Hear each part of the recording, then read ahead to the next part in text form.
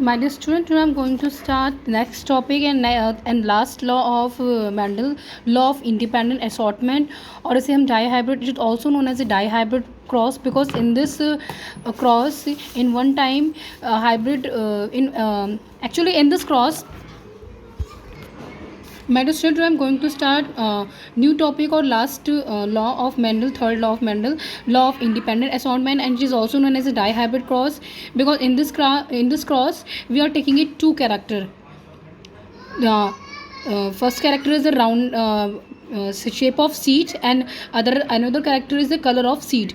So here I am taking a round and yellow Pisum sativum, seed of a Pisum sativum, and the seed of Pisum sativum. Here is the seed of Pisum sativum is round and yellow, and the shape of the seed is wrinkle and green. अब मैंने इनके jeans को क्योंकि आपको पता है diploid sales है, तो डिप्लॉइड सेल्स में जो जीन्स प्रेजेंट होंगे ये सभी जीन्स पेयर्ड फॉर्म में होंगे. Capital R genes, pair of a genes represent the roundness of seed. इस capital I pair of a genes represent the color of a seed, yellow color, for the yellow color, and small r represent the shape of a seed, wrinkle, and small y it is also represent the color of a seed, that is green color. तो हम लोगों ने यहाँ पे gametes बनाए हैं. आपको पता है कि भाई जो जीन्स पेयर्स में रहते हैं, गैमीट में बनते वक्त जो क्रोमोसोम्स हाफ हो जाते हैं, तो क्रोमोसोम्स से प्रेजेंट जो जीन्स भी होंगे जो पेयर्ड फॉर्म में, क्योंकि क्रोमोसोम्स पेयर्ड फॉर्म में होते हैं तो ऑब्वियसली बात है जीन्स भी पेयर्ड फॉर्म में होते हैं, तो क्योंकि क्रोमोसोम्स पे ही जीन्स प्रेजेंट होते हैं. ठीक है, तो क्या होगा कि जब उसमें गैमीट फॉर्मेशन होगा, तो गैमीट फॉर्मेशन में क्या होता है कि पेयर का एक जीन ही गैमीट में जाता है, दूसरा जीन दूसरे गैमीट में जाता है.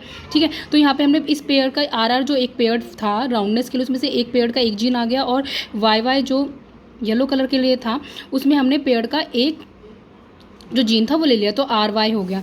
यहाँ पे small R small Y same वैसे ही हमने गैमीट बनाया.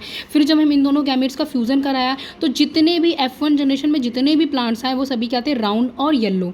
ठीक है, तो यहाँ पे क्या था, ये क्योंकि ये यहाँ पे कैपिटल आर डोमिनेंट है और स्मॉल आर, भले यहाँ पे स्मॉल आर रिंकल सीड को रिप्रेजेंट कर रहा है, क्योंकि कैपिटल आर डोमिनेंट करेक्टर है, इसलिए यहाँ पे जो सीड का जो शेप होगा वो राउंड होगा, और कैपिटल वाई क्या नाम है, डोमिनेंट है फॉर येलो कलर के लिए. तो यहाँ पे क्या होगा कि जितने भी सीड्स आएंगे वो सभी क्या होंगे, राउंड और येलो. जबकि हमें पता है यहाँ पे एलिल्स भी प्रेजेंट है, लेकिन ये जो एलिल्स है ना, स्मॉल और स्मॉल वाई, ये रेसेसिव हो जाएंगे.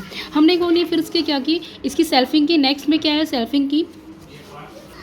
तो सेल्फिंग में क्या है कि सेल्फिंग में हम लोगों ने गैमीट्स बनाया. अब गैमीट्स सबसे पहली बात यह है कि गैमीट्स बनाते कैसे हैं. अगर होमोजाइगस कंडीशन है, अगर किसी भी प्लांट्स में होमोजाइगस कंडीशन है, ठीक है ना, तो इसमें तो सिंपल गैमीट हमें पता है कि 50% जितने भी गैमीट्स होंगे उन सब में टी जीन होगा. लेकिन क्योंकि यहाँ पे आप ये देख रहे हो, यहाँ पे हेट्रोजाइगस कंडीशन में प्रेजेंट है, ये वाले आर का ये वाला एलील है, इस वाले वाई का ये स्मॉल वाई एलील है, यानी हेट्रोजाइगस कंडीशन में. और इसमें हेट्रोजाइगस कंडीशन है 2, small R and small Y. तो यहाँ पे हम एक फॉर्मूला पुट करेंगे 2 की पावर n. अब यहाँ पे जितनी भी हेट्रोजाइगस कंडीशन होंगी उसको n की जगह पुट कर लेंगे, क्योंकि हेट्रोजाइगस कंडीशन 2 है. तो यहाँ पे 2 की पावर 2 पुट करेंगे तो 2 2 4, यानी कि यहाँ पे 4 टाइप्स के गैमीट बनेंगे, R Y, R small Y R, और यहाँ पे भी सेम ऐसे ही बनेंगे. और फिर इसके बाद हम इनका क्या करेंगे, क्रॉस कराएंगे. और क्रॉस करने के बाद जो आपका रिजल्ट आएगा वो यही आएगा, जब आप क्रॉस करोगे. और ये आपका होमवर्क है, ये आप क्रॉस मुझे करके दिखाओगे. ठीक है, तो इस वाले क्रॉस में आप देखोगे जो 9 प्लांट होंगे वो राउंड और येलो होंगे, 3 जो होंगे राउंड और ग्रीन होंगे, 3 जो होंगे उसमें से फिर 3 जो होंगे रिंकल और येलो होंगे, 1 जो होगा वो रिंकल और ग्रीन होगा. ठीक है ना, तो यहाँ पे जो रेशियो आएगा, यानी कि जो मेंडल का जो डाई हाइब्रिड क्रॉस था, इसमें जो फिनोटाइपिक रेशियो था वो 9:3:3:1 था.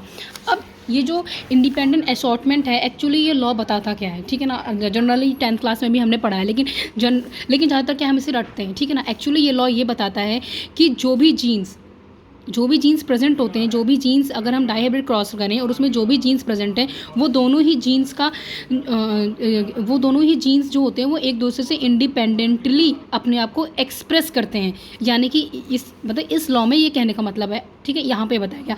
अब इस लॉ के अकॉर्डिंग अगर मैं आपको बताऊँ, यहाँ पे इस लॉ के कहने का मतलब अगर मैं इन जनरल बताऊँ, बिल्कुल कॉमन लैंग्वेज में आपको बताऊँ, तो यहाँ पे कहने का मतलब ये है कि जैसे कि यहाँ पे क्या है कि जो ये वाली पाइसम सटाइवम का जो ये सीड है वो क्या है, राउंड और येलो है, दूसरा सीड कैसा है, रिंकल और ग्रीन है, ठीक है। अब हमने इनके बीच में क्रॉस कराया, ठीक है। क्रॉस कराने के बाद हम सेल्फिंग कराएंगे, सेल्फिंग कराने के बाद मैंने आपको रिजल्ट दिखाया था कि 3 जो होंगे वो राउंड और येलो आएंगे, राउंड और ग्रीन, ठीक है।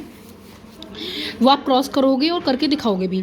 तो उसमें क्या है, उसमें ये चीज़ बताई गई है कि अगर हम क्रॉस कराते हैं तो F2 जनरेशन में जो राउंड कलर के सीड हैं वो येलो भी हो सकते हैं और वो ग्रीन भी हो सकते हैं, यानी कि जो ऑफस्प्रिंग होगी, जो ऑफस्प्रिंग आएगी F2 जनरेशन में, उनमें जो सीड होंगे वो राउंड के संग, कोई जरूरी नहीं कि जो सीड राउंड होगा वो येलो ही होगा, वो सीड ग्रीन भी हो सकता है।